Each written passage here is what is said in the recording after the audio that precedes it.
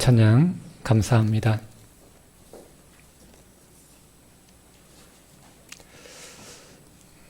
여러분, 훌륭한 군인은 태어나는 것이 아니라 훈련되어지고 만들어진다라고 하는 이야기가 있습니다. 이렇듯이 훌륭한 신앙인 역시 태어나는 것이 아니라 훈련되어지고 만들어진다라고 하는 사실을 우리는 기억해야 됩니다. 믿음은 고난을 겪을 때 순수해지며 역경을 만날 때에 강해지는 것입니다. 그리고 성장하게 되는 것이죠. 이것은 마치 어린아이가 태어나서 어른이 되기까지 그 성장의 과정과도 같습니다.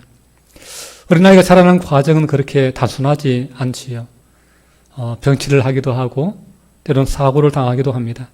자라면서 상처를 받기도 하고 때로는 거절을 당하기도 하고 그리고 자기가 원하는 것이 다 이루어지지 않는다는 사실도 알게 됩니다.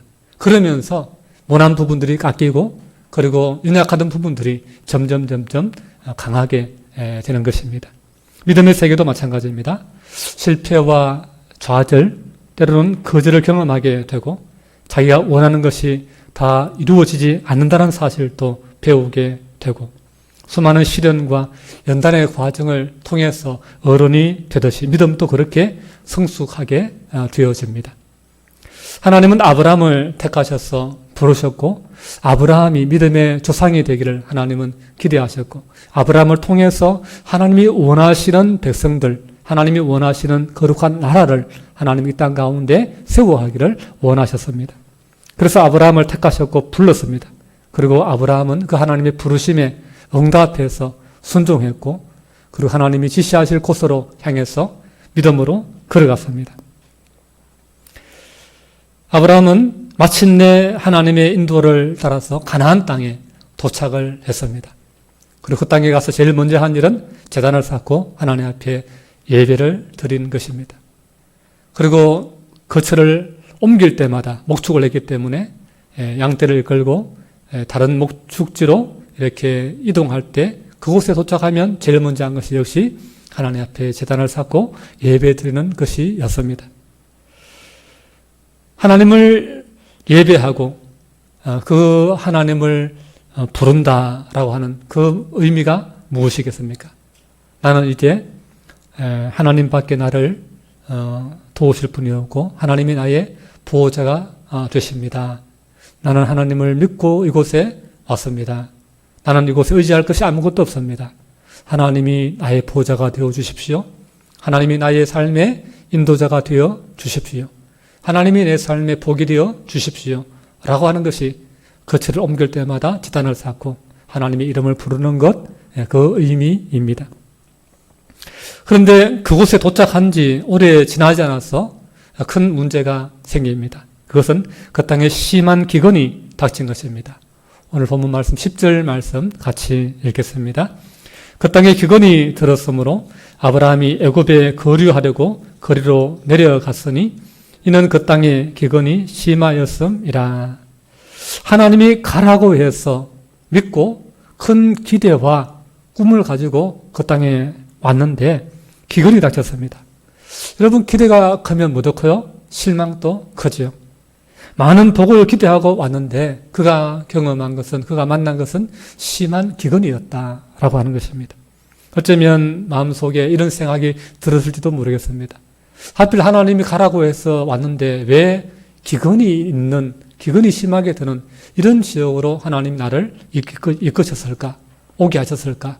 차라리 나를 부르지 말고 그냥 거기서 갈대아 우르에 그냥 살도록 하시지. 이런 생각이 또 아마 들었을지도 모르겠습니다. 아브라함은 기근이 심해지자 곧바로 살 길을 찾습니다. 주변 민족이나 또 지나가는 상인들에게 묻기도 하면서 정보를 수집했을 것입니다. 어디로 가야 이 기근을 면할 수 있는지, 이 기근의 문제를 해결할 수 있는지. 근데 종합적으로 결론을 내려보니까 애굽이 가장 풍족하다 하더라. 애굽은 강이 있고 애굽은 물이 마르지 않고 애굽은 모든 먹을 것이 항상 풍족하다 하더라. 그래서 내린 결론이 애굽으로 가자였습니다. 애굽으로 가면 안전하고 애굽으로 가면 풍족하다라는 결론을 내리게 된 것입니다. 그런데 여러분, 여기에 믿음의 함정이 숨어 있습니다. 하나님은 아브라함에게 한 번도 애굽으로 가라라고 말씀하신 적이 없고 지시하신 적이 없었기 때문입니다. 하나님은 내가 너희에게 지시할 곳으로 가라고 했을 때에 그 지시할 곳은 가나안 땅이었습니다. 결코 애굽이 아니었습니다. 애굽으로 가려고 하는 것은 하나님의 생각이 아니라 아브라함의 생각이었습니다. 그리고 세상 사람들의 일반적인 그러한 선택이었습니다. 시류였던 거예요, 시류. 여러분, 우리가 믿음의 여정을 걸을 때에 그럴듯한 생각 혹은 번득이는 그런 생각, 일반적인 시류의 그 선택에 우리가 속지 말아야 됩니다. 어떤 난관이 닥치고 실망스러운 그런 상황이 지속될 때에 우리는 순간적으로 그럴듯한 그런 생각과 합리적인 생각을 하게 됩니다. 그러면서 이것도 하나님의 뜻이 아니겠는가? 이것도 하나님이 이해해 주시지 않을까라고 말하면서 하나님의 말씀을 살짝 비틀어 놓습니다. 여러분, 비슷하다고 다 진짜일 수는 없습니다. 반짝인다고 다 금이 아니듯이 여러분, 생각이 떠올랐다고 해서 그것이 다 하나님의 뜻이나 하나님의 영감은 아니다라고 하는 사실을 우리는 인정해야 됩니다. 내 생각과 하나님의 생각은요, 하늘과 땅만큼이나 차이가 크다는 것을 우리는 기억해야 됩니다. 비슷하다고 생각하지만 실제는 전혀 다른 거예요. 내 생각과 하나님의 생각은 완전히 다른 거예요. 믿음의 삶이라는 게 여러분 무엇입니까? 믿음의 삶이 뭐예요? 하나님의 말씀을 따라가는 게 믿음의 삶입니다. 뭘 따라간다고요? 하나님의 말씀. 근데 사람들이 잘못하는 게 뭐냐면 도중에 자꾸 인간적인 생각과 감정에 이끌리고 세상의 소리에 자꾸 귀를 기울이면서 세상의 소리를 따라간다는 거예요. 세상의 시류에 편성해서 그것을 안 하면 안 될 것처럼, 그것이 마치 정답인 것처럼, 그것을 안 따라가면 마치 뒤처지고 손해보는 것처럼 그렇게 생각한다는 것입니다.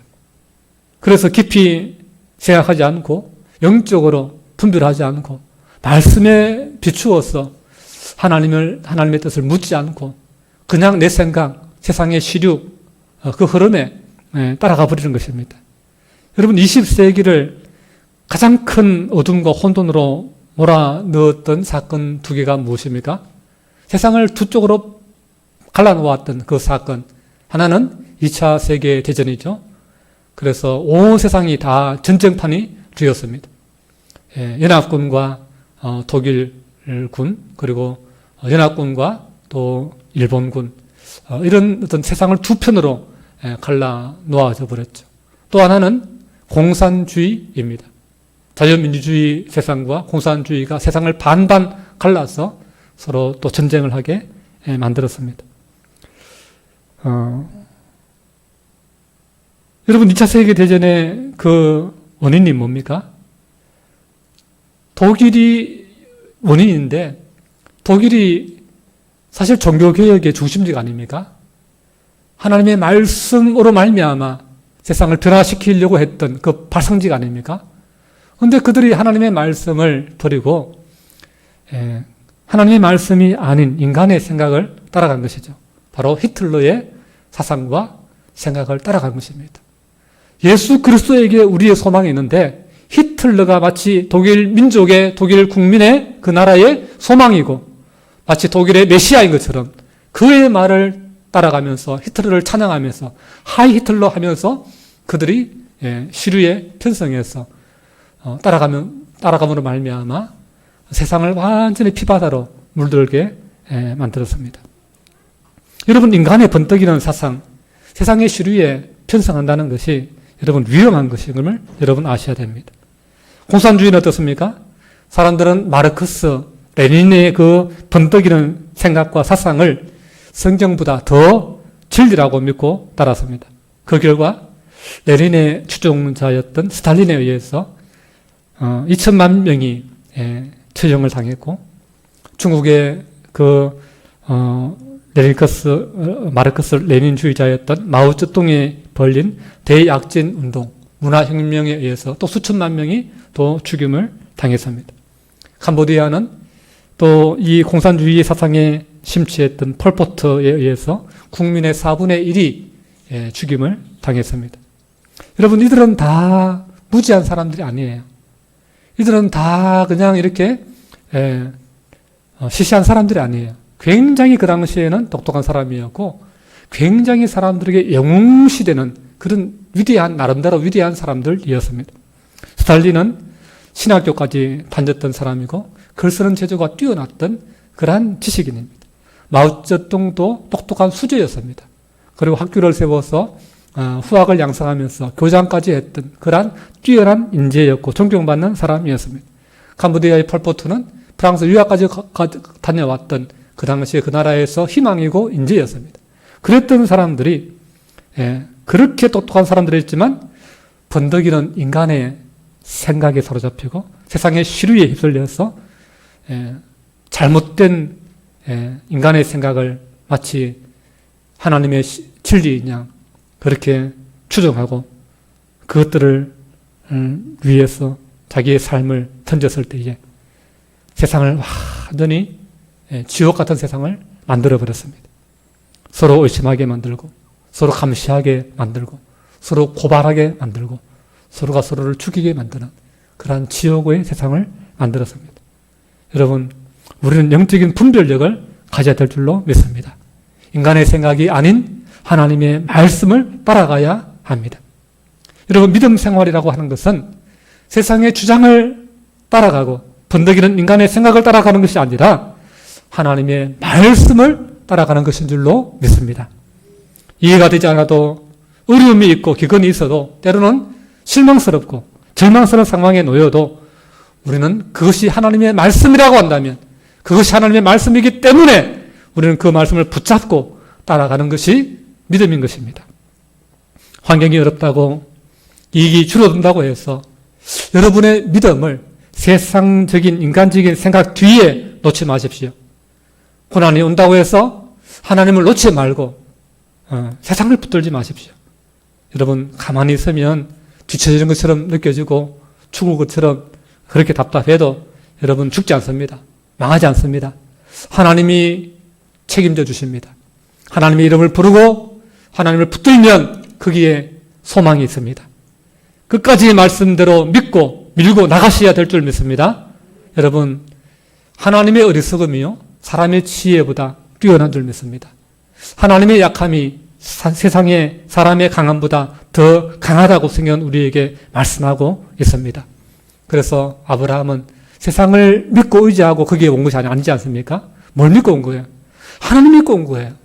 하나님 말씀 따라온 거예요. 그러면 그 하나님의 말씀이 지금까지 나를 지키고 지금까지 나를 인도했다면 이 어려움에서도 하나님은 나를 인도하시고 지키시고 이 문제를 해결해 주실 줄 믿어야 되는 것입니다. 그것이 믿음인 것입니다. 여러분, 아브라함이 그러나 아직 초신자 아닙니까? 이제 하나님이 부르신 지가 믿은 지가 얼마 되지 않지 않습니까? 초신자의 아브라함을 볼 때는 아직 그 이름도 아브라함이 아니고 아브라함 아닙니까? 그러니 아직 제대로 믿음의 깊이가 없습니다. 그러니까 이제 우리가 예수님 비유에서도 말씀하셨듯이 4가지 밭을 이야기하지 않습니까? 뭐 돌짝밭, 길가, 가시밭, 그리고 옥토. 이 가시밭에 떨어진 씨앗은 그 가시가 자라가지고 막 찌르고 막 이렇게 풀이 막 잡초가 우거지고 그러면서 곡식이 제대로 못 자라지 않습니까? 믿음이 약할 때 그런 거예요. 믿음이 아직 어리고 약할 때는 여러 가지 세상의 환경에 어려움이 닥치거나 누가 나를 시험 들게 하거나 그러면 그 믿음이 막 이렇게 사그러지는 거예요. 시험이 들어가지고 그 믿음을 떠나는 거예요. 하나님을 바라봐야 되는데 하나님을 바라보지 못하고 가시를 바라보고 나를 핍박하는 자를 바라보고 세상을 바라보고 그러면서 그 믿음이 못 자라게 되는 그런 경우를 보게 되는 것입니다. 아브라함이 지금 기근이라고 하는 그런 어려움을 만나서 하나님을 바라보는 그 영적인 그 시각을 잃어버린 거예요. 하나님을 바라봐야 되는데 믿음이 약하니까 그것보다는 환경을 바라보는 거예요. 고난을 바라보는 거예요. 기근을 바라보는 거예요. 그걸 묵상하는 거예요. 하나님을 묵상하면은 하나님의 그 해결책을 얻을 텐데, 고난을 묵상하고 기근을 묵상하면서 두려움이 임하게 된 것입니다. 어둡고 불길한 생각이 찾아오게 된 것입니다. 오늘 11절 12절 말씀 우리 같이 읽겠습니다. 시작. 그가 애굽에 가까이 이르렀을 때에 그의 아내 사라에게 말하되 내가 알기에 그들은 아리따운 여인이라 애굽 사람이 그들을 볼 때에 이르기를 이는 그의 아내라 하여 나는 죽이고 그들은 살리리니. 아멘. 아브라함이 말씀에 순종하지 않고 인간적인 생각을 따라서 자신의 미래를 보장해 줄 것 같은 그 애굽으로 가기로 결정했을 때 또 하나의 위기에 부딪히게 됩니다. 처음에는 별로 불안하지 않았습니다. 그러나 애굽으로 조금씩 가까이 가면 갈수록 그 마음에 불안이 커지기 시작합니다. 여러분, 마음이요 불안해지면요 사람들이 다 이상하게 보이는 거예요. 저 사람이 나에게 왜 가까이 올까? 저 사람이 나에게 왜 잘해줄까? 다 도둑놈처럼 보이고 그렇습니다. 불안해지면 그런 거예요. 이전에는 부인이 그냥 예쁘고 사랑스럽고 그것이 마치 행복했는데 이제는 그 예쁜 아내로 인해서 혹 내가 죽을지도 몰라라고 하는 극단적인 이 두려움에 사로잡히게 됩니다. 아브라함은 하나님을 바라보는 그 시각을 잃어버리고 그의 믿음이 흔들렸을 때 인간적인 방법을 선택했고 그 선택은 또 다른 불안을 낳았다라고 하는 사실입니다. 갑자기 아브라함 자신의 안전에 심각한 문제가 생겼습니다. 그때 번득이는 인간적인 아이디어 하나가 생각났습니다. 13절 말씀입니다. 13절 말씀 읽습니다. 원하건대 그들은 나의 누이라 하라. 그러면 내가 그들로 말미암아 안전하고 내 목숨이 그들로 말미암아 보존되리라 하니라. 아브라함이 기묘한 묘안을 생각해냈습니다. 그렇지. 부인이라고 하지 말고 누이라고 하자. 그러면 사람들이 나를 죽이지 않을 거야. 굉장히 그럴듯한 생각입니다. 우리의 잘못과 우리의 실수가 사실은 여기에 있는 것입니다. 비슷하게 믿는 것이 문제입니다. 비슷한 것은 진짜일 수가 없습니다. 그것은 가짜입니다. 물론 혈통을 따지자면 아브라함과 사레의 그 관계는 누이의 관계였습니다. 그러나 그것은 언제까지나 결혼 전의 이야기이고 이제 결혼을 한 이상 이제는 남편으로서의 책임을 다해야 되는 것이고 엄연히 누이가 아니라 이제는 아내인 것입니다. 그 아내를 지킬 책임이 아브라함에게 있는 것입니다. 그런데 아브라함은 이미 결혼해서 오랜 세월을 살아온 그 세월을 다 부정하고 지침이를 떼고 아내를 누이라고 말하고 있습니다. 이처럼 아브라함의 이 초창기 믿음 생활은 하나님의 말씀보다 인간적인 생각이 앞섰고 그로 말미암아 인생의 고통과 실패를 경험하는 그러한 시간들입니다. 여러분, 믿음은요 처음부터 성공하지 않습니다.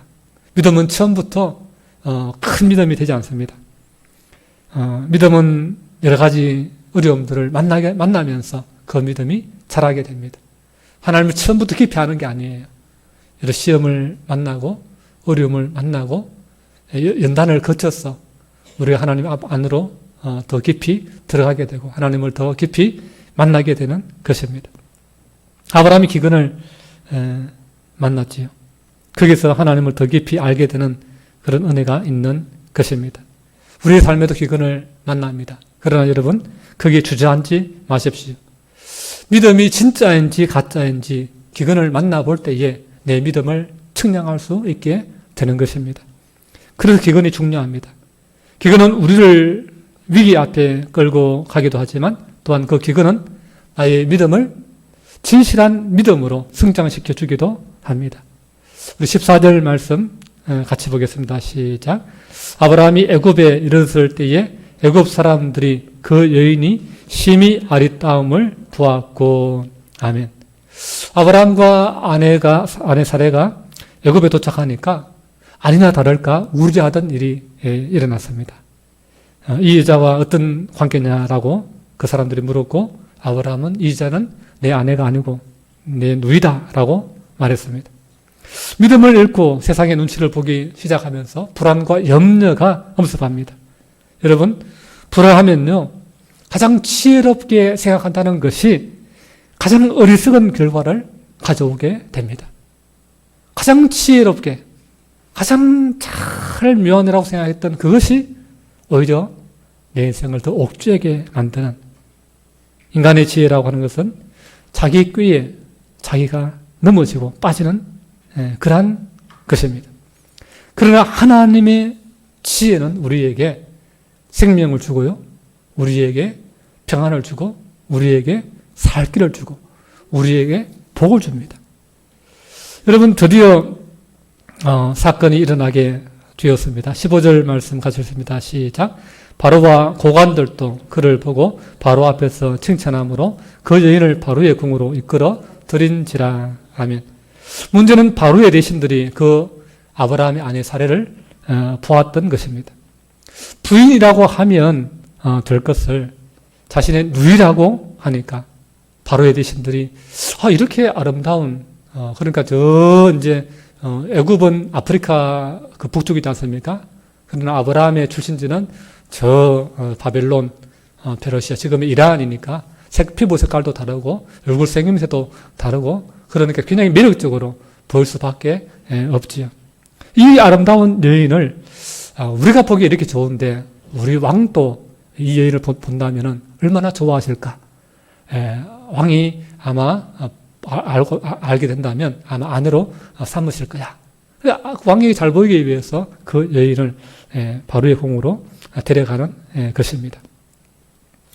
이때만 해도 아브라함에게 그 여인이 자기의 누이가 아니고 아내라고 말할 수 있는 그런 기회가 있었습니다. 그랬으면 부인을 빼앗기지 않았을 것입니다.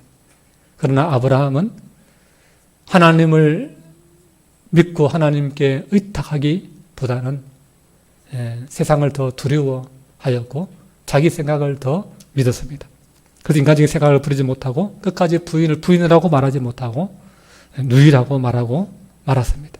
그 사람들이 아내를 데려가도록 그냥 방치해버리고 데려가도록 내버려 두었습니다. 여러분, 인간의 번뜩이는 생각, 인간의 꾀는요, 안전하지 않습니다. 자기가 판 무덤에 자기가 묻히는 꼴입니다. 이것이 세상에서 우리가 매일 목격하는 바입니다. 아이들이 자기 생각이 옳은 줄 알고 부모 말을 듣지 않지요. 그러나 얼마 가지 않아서 그 아이는 어려움에 빠집니다. 자기 꾀에 빠집니다. 후회합니다. 감옥에 간 사람들 다 후회하지 않겠습니까? 내가 엄마 말 들을 걸, 아버지 말 들을 걸. 엄마 말만 잘 들어도, 아버지 말만 잘 들어도 적어도 감옥에는 가지 않아요. 여러분, 인간의 꾀는 결코 안전하지 않습니다. 지금 다 잘 되는 것 같고 별일 없는 것처럼 느껴지지만, 그러나 시간이 지나면 다 죄인이 될 수 있고, 몇 년이 지나면 그때만 또 다른 형편에 처하는 것이 세상 살이입니다. 우리는 거기에 웃고 울고 합니다. 조금 잘 되면 웃고, 조금 잘못되면 울고, 상황이 조금 좋아지면 어서대고, 상황이 좀 나빠지면 코가 석자 나빠지고, 그런 것이죠. 여러분, 왜 그렇습니까? 믿음이 없기 때문에 그렇습니다. 마음에 정함이 없고 중심이 없고 하나님이 그 삶에 없기 때문에 그렇습니다. 여러분, 16절 말씀 보십시오. 상황이 좀 더 복잡해지고 있습니다. 같이 읽습니다. 시작. 이에 바로가 그로 말미암아 아브라함을 후대함으로 아브라함이 양과 소와 노비와 암수 나귀와 약탈을 얻었더라. 아멘. 여러분, 선물을 받은 거예요. 여러분, 선물은요, 사람의 입을 막습니다. 사람의 해야 될 말을 못하게 만드는 거예요. 뇌물은 사람을 꼼짝 못하게 하는 마력이 있습니다. 사례를 보고는 왕이 너무 마음에 드는 거예요. 그러니까 포상을 줍니다. 아브라함이 많은 선물을 받은 것이죠. 이 선물을 받았을 때 아브라함이 마음이 좋았겠습니까? 철렁했겠습니까? 여러분, 철렁한 거예요. 이제 빼도 박도 못하는구나. 이거 받았으니 더 이상 내가 뭐라고 할 수 없겠다. 영원히 그냥 잃어버린 아내를 이를 받는 순간, 그것이 결국 자기를 찌르는 것입니다. 그것은 옳은 것이 아니기 때문입니다. 하나님이 주신 것이라야 그것이 복이 되고 그것이 기쁨이 되고 그것이 진정한 부가 되는 것이지 인간적인 어떤 잘못된 방법으로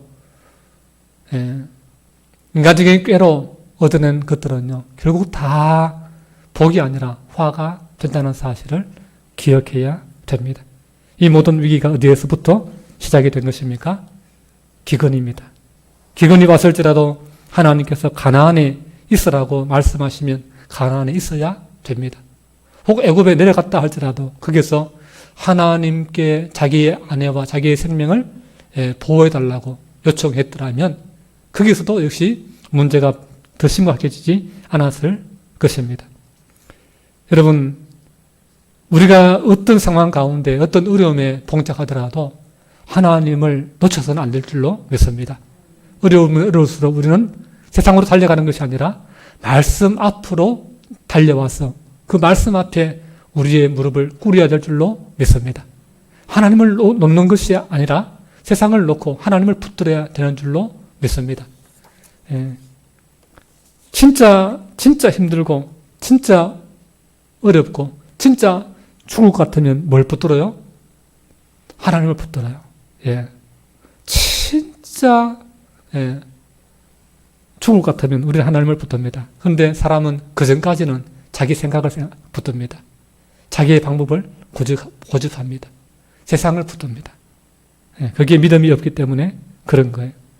믿음이 없으면 인간은 무엇을 먹을까, 무엇을 마실까 늘 염려합니다.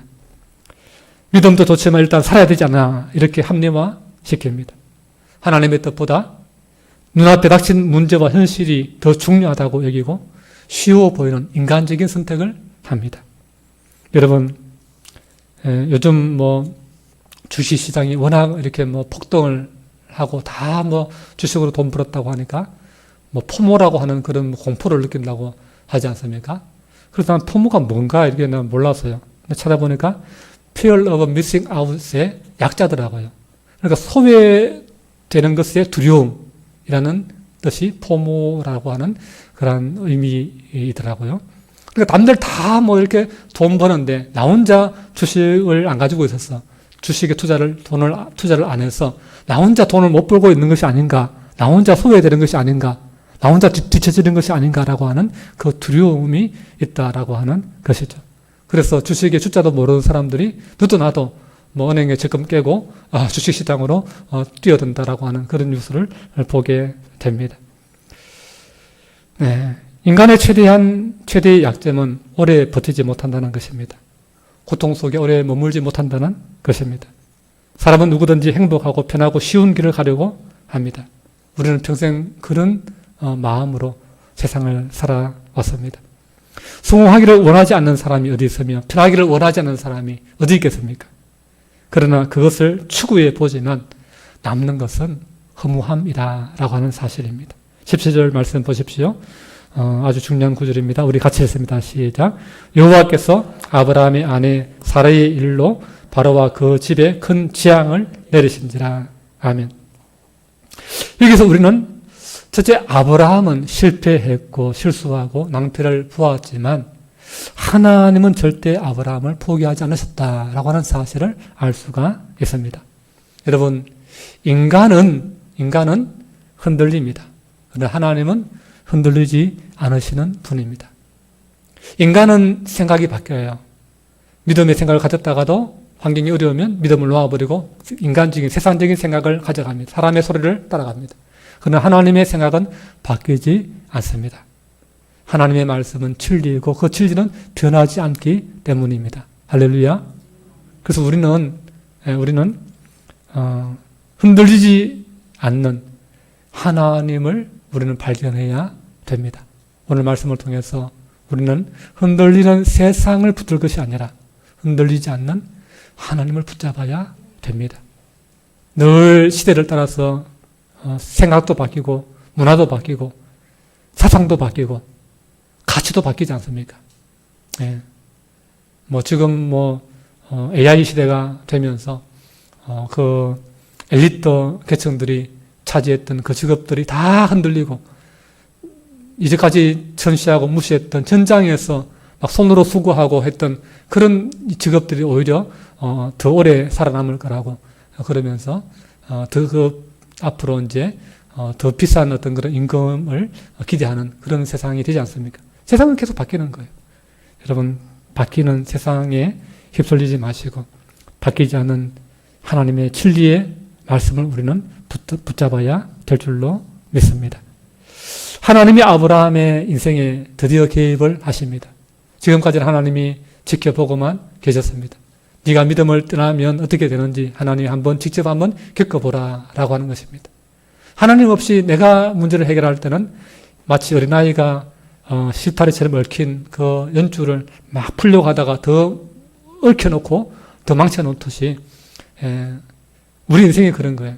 그러나 어린아이가 자기가 하려고 하는 것들을 내려놓고 엄마한테 가져가서 엄마 도와줘 하면 도저히 안 풀릴 것 같은 그 연줄을 엄마는 그 실타래를 다 수술수술 풀어가지고 다 깨끗하게 감아서 넘겨주지 않습니까? 그처럼 우리가 하나님 앞에 나아가고 하나님이 우리 인생에 개입하기 시작하면은 인생은 달라지는 것입니다. 하나님이 이 위기를 막아주셨습니다. 왜 그렇게 하셨습니까? 아브라함이 믿음이 좋아서가 아니에요. 아브라함이 잘나서가 아닙니다. 앞으로 훗날 사레의 몸에서 거룩한 하나님의 백성이 튀어나서 그 백성이 큰 민족을 이루고 거룩한 나라를 세울 하나님의 꿈이 사레를 통해서 아브라함을 통해서 하나님이 이루어 가시기를 원하시기 때문입니다.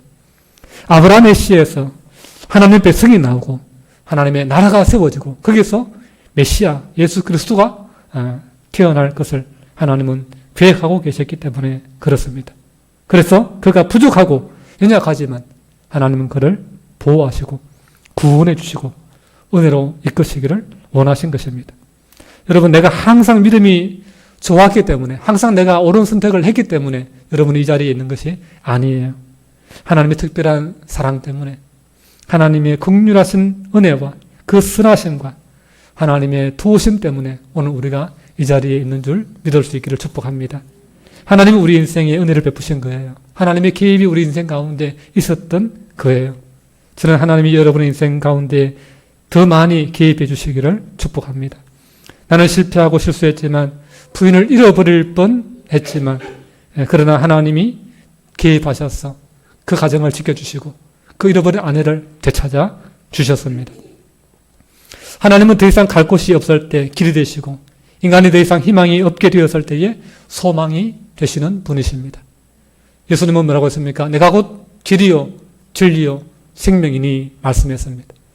예수님이 우리의 소망이 되십니다. 우리의 길이 되십니다. 우리가 어려울 때에 방황할 때에 우리가 주님께 나아가서 주님을 붙들고 주님의 말씀에 귀를 기울이면 우리는 안 보이던 그 길을 만나게 됩니다. 우리는 나아갈 길을 얻게 됩니다. 절망이 사라지고 절망의 어둠이 그쳐지고 소망의 빛을 우리는 발견하게 됩니다. 죽으려고 했던 사람이 살 소망을 얻게 되는 것입니다. 진짜 소망은 우리 구주 예수 그리스도에게 있는 줄로 믿습니다. 그래서 나를 말미암지 않고는 아버지께로 올 자가 없다라고 말씀하시고 내가 그 안에 있지 아니하면 사람이 열매를 맺을 수 없나니 나를 떠나서는 너희가 아무것도 할 수 없음이라 라고 주님 말씀하셨습니다. 드디어 바로의 집에 큰 재앙을 내리셔서 바로로 하여금 그 안에 사라를 건들지 못하도록 하나님이 역사해 주셨습니다. 생각해보면 바로는 좀 억울한 면이 없지 않아 있습니다. 바로가 잘못한 것을 어떻게 보면 인간적으로 따져보면 별로 발견할 수가 없어요. 믿음이 없는 아브라함 때문에 이런 일을 다 겪게 된 것이 아닙니까? 어떻게 보면 아브라함이 가해자고 바로는 피해자라고 볼 수 있습니다. 아브라함이 하나님의 말씀을 저버리고 인간적인 생각으로 하나님의 말씀과 그분에 대한 믿음을 세상의 방법과 생각으로 바꾸어 버렸기 때문에 결국 아내를 자기 위안의 도구로 이용하게 되었고 또 아내를 잃을 뻔한 것입니다. 그래서 17절에서 발견하는 메시지는 바로 믿음의 사람이 믿음을 놓아버리게 되면 주변 사람들이 피해를 당하고 고통을 당한다라고 하는 것입니다. 하나님의 사람이 하나님의 방법대로 살지 않으면 주변의 사람들이 고통을 당합니다. 여러분, 하나님은 여러분들을 복으로 부르셨습니다. 복된 사람으로 부르셨습니다. 근데 그 복된 사람이 되는 것은 하나님의 말씀 안에 있을 때입니다. 하나님을 신뢰하고 하나님을 의지할 때입니다. 근데 그 복된 사람이, 하나님의 복의 전달자가, 복의 통로가 되어야 될 사람이 하나님의 그 복된 길을 떠나버리고 말씀을 떠나버리고 하나님을 놓아버릴 때는, 잘못된 길을 선택할 때에는 그 사람을 통해서 다른 사람에게 복이 가는 것이 아니라, 은혜가 끼쳐지는 것이 아니라 오히려 고통이 간다, 피해가 간다 라고 하는 것을 우리는 기억해야 됩니다. 그런 단적인 예가 구약의 요나 아닙니까? 하나님이 니느웨로 가서 회개를 선포해라 그랬는데 하나님 말씀이 마음에 들지 않는다고 다시스로 가는 배를 타고 갔다가 그 배에 탄 사람들까지도 다 위기에 빠뜨렸던, 피해를 보게 했던 그러한 일이 우리가 알고 있지 않습니까? 그렇습니다. 아브라함이 믿음을 저버렸을 때에 주변의 사람들, 가장 가까이 있는 아내부터 멀리는 바로까지 피해를 보게 되었습니다. 저는 여러분 때문에 주변 사람들이 피해를 보는 일이 없기를 바랍니다. 여러분의 믿음이 더욱더 견고해지고 더욱더 신실해지기를 주님의 이름으로 축복합니다. 예. 그래서 아브라함이 하나님의 사람인데 정말 세상에서 둘도 없는 정말 축복된 사람인데 하나님의 꿈과 기대가 아브라함에게 있고 하나님의 전능하신 손이 아브라함과 함께 있는데 그 존귀한 아브라함이 세상 사람에게 구중을 듣습니다. 욕을 먹습니다.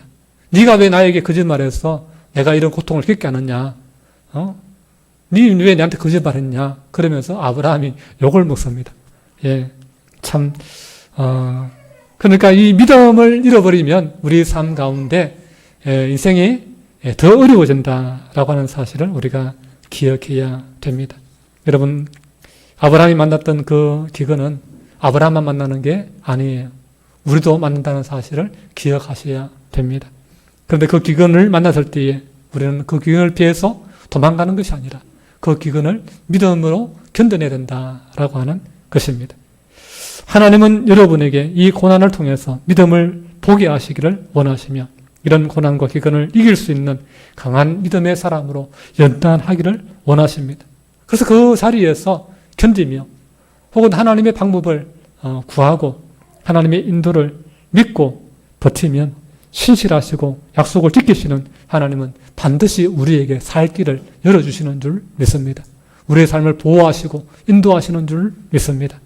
그래서 우리는 끝까지 이 길을 우리가 포기하지 말아야 되는 것입니다.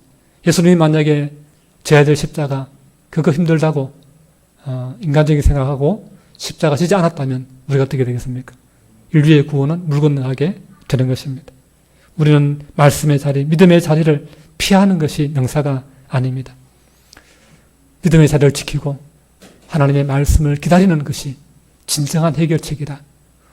우리 인생에 다른 것을 붙드는 것이 인간의 세상의 해결책, 솔루션이 아니라 예수 그리스도, 인생의 진정한 답이 되시고 인생의 진정한 해결책이 되시는 예수 그리스도만이 우리 인생의 진정한 솔루션, 해결책이 되신다라고 하는 사실을 여러분 기억하셔야 되겠습니다. 그러니 여러분이 손해를 보더라도 힘들더라도 말씀의 자리, 믿음의 자리에 버티고 설 수 있기를 바랍니다. 그러면 여러분은 반드시 회복될 것입니다. 하나님 반드시 책임져 주실 것입니다. 전화 위복의 하나님이 역사를 우리는 경험하게 될 것입니다. 이것이 바로 믿음의 비밀입니다. 이것이 진정한 축복의 길입니다. 이 믿음이 오늘 우리 모두에게 있기를 주님의 이름으로 축복합니다. 기도합니다. 좋으신 하나님 아버지 은혜 감사합니다. 우리도 아브라함처럼 인생을 살다가 인작한 믿음으로 말미암아 잘못된 선택을 할 때가 많습니다. 하나님 그때마다 하나님은 우리 인생에 은혜 베푸시고 또 개입하셔서 우리를 다시금 믿음의 자리로 우리를 이끌어 주심에 감사를 합니다. 하나님 아버지 우리의 믿음이 더욱더 하나님을 신뢰하고 하나님의 말씀 가운데 굳게 서는 우리 주 예수 그리스도 안에 주님과 함께 연합하는 그러한 믿음이 되도록 이끌어 주시옵소서. 세상의 소리가 크지만 그 소리에 귀를 기울이기보다는 영의 귀를 열고 하나님의 말씀으로 우리의 눈이 향하게 하시고 하나님의 말씀에 우리의 귀를 기울일 수 있는 그런 믿음의 사람이 되어서 하나님이 나를 통해서 이 땅 가운데 이루시고자 하시는 그 하나님의 거룩하신 뜻과 하나님의 나라, 하나님의 축복이 나를 통해서 흘러나갈 수 있는 그런 진정한 믿음의 조상이 될 수 있는 그런 우리 모두가 되게 하여 주옵소서. 예수님 이름으로 기도하옵나이다. 아멘. 우리 함께 찬송가 3